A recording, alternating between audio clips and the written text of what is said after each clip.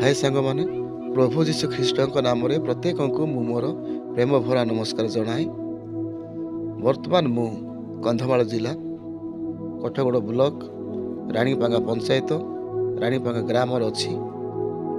ଆମର ଏହି ଅଞ୍ଚଳରେ ଏହି ଗ୍ରାମରେ ବହୁତ ଥଣ୍ଡା ହେଉଛି। ଆପଣମାନଙ୍କର ଏରିଆ ଅଞ୍ଚଳରେ ଥଣ୍ଡା ହେଉଛି କି ନାହିଁ ମୁଁ ତାହା ଜାଣେ ନାହିଁ, କିନ୍ତୁ ଆମର ଏଠି ବହୁତ ଥଣ୍ଡା।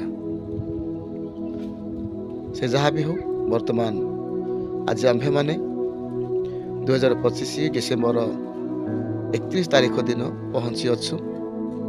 ଏ ବର୍ଷ ଶେଷ ତାରିଖରେ ଶେଷ ଦିବସରେ ଆମ୍ଭେମାନେ ପହଞ୍ଚି ଅଛୁ।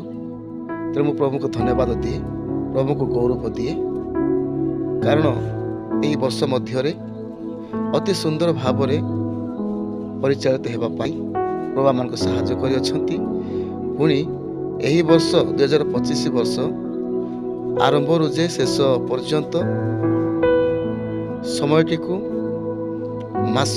ବର୍ଷକୁ ଅତିବାହିତ କରିବାରେ ପ୍ରଭୁ ଆମମାନଙ୍କୁ ସାହାଯ୍ୟ କରିଅଛନ୍ତି। ତାଙ୍କର ବିବିଧ ଦୟା ସକାଶୁ ଆମ୍ଭେ ମାନେ ବର୍ତ୍ତମାନ ବର୍ଷ ଶେଷରେ ପହଞ୍ଚି ଅଛୁ।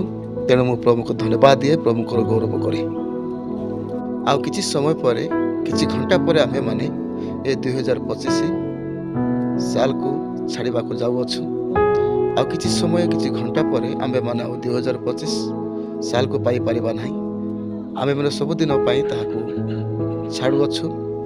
ଆଉ ଆସୁଥିବା ଏକ ନୂତନ ବର୍ଷକୁ ଆମ୍ଭେମାନେ ଅପେକ୍ଷାରେ ସମସ୍ତେ ଅଛୁ। କିନ୍ତୁ ମୁଁ ଏଇ 2025 ମସିହାକୁ ଛାଡ଼ିବା ପୂର୍ବରୁ ଏଇ ଯେଉଁ ବର୍ଷ ମଧ୍ୟରେ ଆପଣମାନଙ୍କ ନିକଟରେ ମୁଁ କିଛି ବାର୍ତ୍ତା ରଖିବା ପାଇଁ ଚାହେଁ।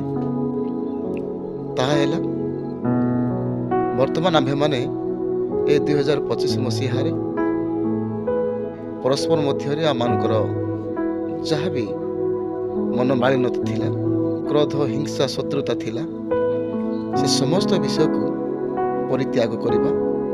ପରସ୍ପର ମଧ୍ୟରେ ଆମ୍ଭେମାନେ କ୍ଷମା ମାଗିବା। ଆମେ ଜଣେ ଜଣଙ୍କୁ କ୍ଷମା ଦେବା, ଆଉ ଜଣେ ଜଣଙ୍କୁ ଆମେମାନେ କ୍ଷମା ମାଗିବା। ସମ୍ପୂର୍ଣ୍ଣ କ୍ରୋଧ, ହିଂସାକୁ, କପଟକୁ ପରିତ୍ୟାଗ କରିବା। ପୁଣି ଆସୁଥିବା ଏକ ନୂତନ ବର୍ଷ 2026 ସାଲକୁ ଅପେକ୍ଷାରେ ଥିବା, ନିଶ୍ଚୟ ପ୍ରଭୁଙ୍କର ଦୟା ହେଲେ, ପ୍ରଭୁଙ୍କ ଯୋଜନା ହେଲେ ସେହି ନୂତନ ବର୍ଷରେ ଆମେମାନେ ପଦାର୍ପଣ କରିବା ପାଇଁ ସୁଯୋଗ ପାଇପାରିବା।